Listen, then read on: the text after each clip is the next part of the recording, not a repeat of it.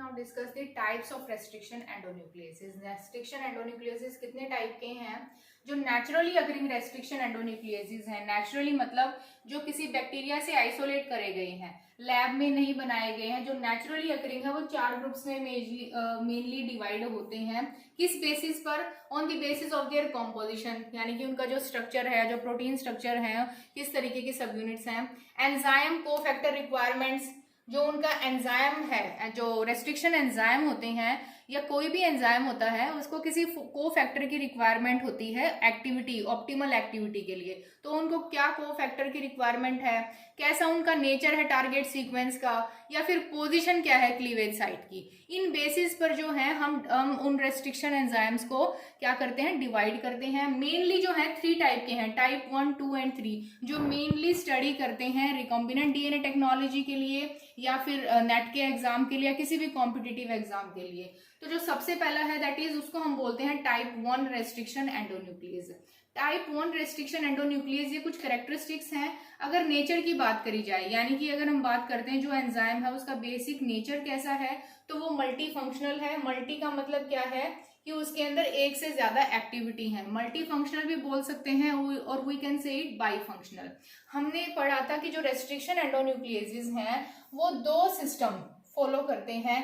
पहला होता है रेस्ट्रिक्शन डाइजेशन का, यानी कि कोई भी जो रेस्ट्रिक्शन एंडोन्यूक्लियस एंजाइम है वो सबसे पहले तो क्या करेगा कि होस्ट के जो डीएनए है उसको डाइजेस्ट करेगा, उसको रेस्ट्रिक्ट करेगा, उसको कट करेगा।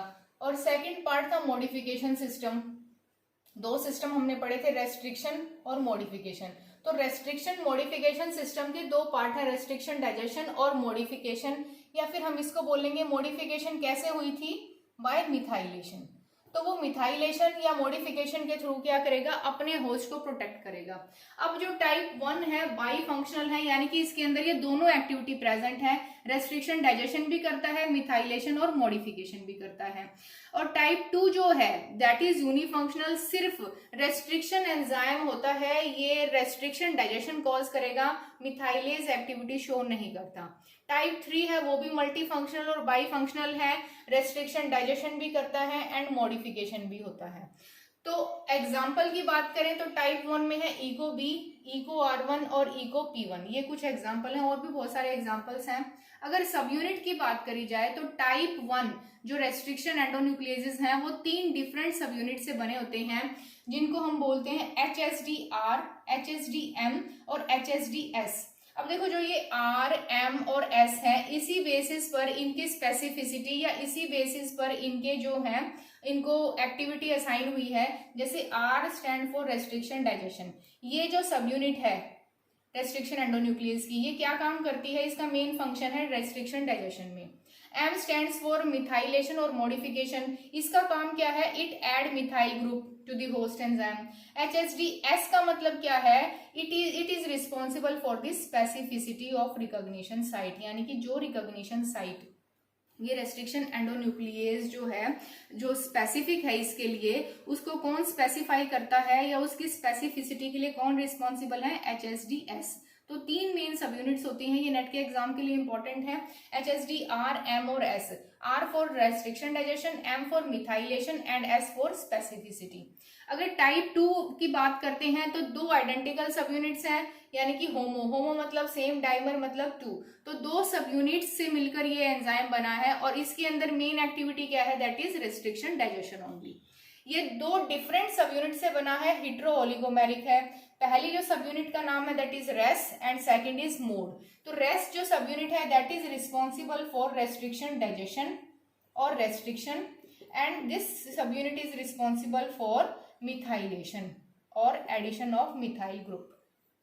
अगर हम रिक्वायरमेंट की बात करें, हमने पढ़ा था कि कुछ एंजाइम को क्या चाहिए होता है, कोफैक्टर की रिक्वायरमेंट्स होती है, यानी कि अपनी ऑप्टिमल एक्टिविटी के लिए उसको कोई कोफैक्टर चाहिए, जिस कोफैक्टर की वजह से ही वो क्या है, कंप्लीट होलो एंजाइम की तरह काम करता है। तो अगर हम बात करते हैं टाइप 1 की, तो type 1 enzyme requires ATP, magnesium ions and SM is S adenosyl methionine, ये कोफैक्टर है। अगर टाइप 2 की बात करें तो they require only magnesium for their activity. अगर हम टाइप 3 की बात करते हैं, they require ATP and adenosine methionine. As cofactor. अगर क्लीवेज साइट की बात करें, क्योंकि रेस्ट्रिक्शन एंडोन्यूक्लियस एंजाइम है तो ये कुछ स्पेसिफिक न्यूक्लियोटाइड्स को ही क्या करते हैं, रिकॉग्नाइज करते हैं और वहां कट करते हैं। लेकिन अगर टाइप 1 की बात करें तो जो ये रेस्ट्रिक्शन साइट है, उस रेस्ट्रिक्शन जो ये एंजाइम है इस तरीके से डबल स्टैंडर्ड है, अगर ये उसकी रेस्ट्रिक्शन साइट है तो इस रेस्ट्रिक्शन साइट से अप्रोक्सीमेटली 100 बेस पेयर अवे वो क्या करता है, कट करता है। इसका मतलब क्या, रैंडम कट होता है, बहुत ही स्पेसिफिक ये कट नहीं करते हैं। लेकिन जो टाइप 2 रेस्ट्रिक्शन एंडोन्यूक्लियसेस हैं, दे क्लीव्स एट और नियर दी सेम साइट, वो बिल्कुल जो हमारी रेस्ट्रिक्शन, जो हमारी साइट है, रेस्ट्रिक्शन साइट है, उसके आसपास या उस रेस्ट्रिक्शन साइट पर ही क्या करते हैं, कट करते हैं। इसका मतलब ये जो है ये स्पेसिफिक होते हैं, ये रैंडम कट करते हैं। मल्टी फंक्शनल जो है, they cut DNA about 20 to 30 base pair after the restriction site, यानी कि ये टाइप 1 से फिर भी बेटर कट प्रोड्यूस करते हैं, ये 20 से 30 बेस पेयर जो है रेस्ट्रिक्शन साइट के बाद कट प्रोड्यूस करते हैं। तो मेनली ये 3 रेस्ट्रिक्शन टाइप जो है एंडोन्यूक्लियस के, ये इंपॉर्टेंट है हमारी स्टडी के लिए। लेकिन टाइप 4 और टाइप 5 भी हैं। टाइप 4 जो है ये क्या रिकॉग्नाइज करते हैं, ये मिथाइलेटेड और मॉडिफाइड डीएनए को टाइप 4 जो है वो रिकॉग्नाइज करते हैं। टाइप 5 जो रेस्ट्रिक्शन एंडोन्यूक्लियस है, इसका जो एग्जांपल है that is Cas9 from guide RNA complex of CRISPR-Rs। ये वाला जो टाइप 5 है ये क्या करते हैं, ये गाइड आरएनए और जी आरएनए को यूटिलाइज करते हैं। किसके लिए, कि जो इन्वेडिंग ऑर्गेनिज्म है, यानी कि जो वायरस अंदर आ रहा है उसकी नॉन पैलिंड्रोमिक सीक्वेंसेस को क्या करते हैं, टारगेट करते हैं with the help of guide RNA. तो इन टाइप 5 आरएनए जो है, जो टाइप 5 रेस्ट्रिक्शन एंडोन्यूक्लियस हैं, इनको रिक्वायरमेंट होती है गाइड आरएनए की। गाइड आरएनए की हेल्प की वजह से ही ये इन्वेडिंग ऑर्गेनिज्म की नॉन पैलिंड्रोमिक सीक्वेंसेस को क्या करते हैं, रिकॉग्नाइज करते हैं और कट करते हैं। तो ये तो है नेचुरली अकरिंग जो हमारे रेस्ट्रिक्शन एंडोन्यूक्लियस। इसके अलावा जो आर्टिफिशियल रेस्ट्रिक्शन एंडोन्यूक्लियस भी जो है वो प्रोड्यूस करे गए हैं, आर्टिफिशियल रेस्ट्रिक्शन एंडोन्यूक्लियस। उनके अंदर क्या होता है कि उनके लिए हम जो या तो हम 2 डोमेन्स को क्या कर सकते हैं, कंबाइन कर सकते हैं लैब में, और उनकी वजह से फिर क्या है, आर्टिफिशियल रेस्ट्रिक्शन एंजाइम प्रोड्यूस होंगे। लेकिन हमारी जो इंपॉर्टेंस के हैं स्टडी के लिए, सिलेबस के लिए, that is naturally occurring restriction endonuclease. Next वाले लेक्चर में हम डिस्कस करेंगे एप्लीकेशंस क्या है रेस्ट्रिक्शन एंडोन्यूक्लियस की।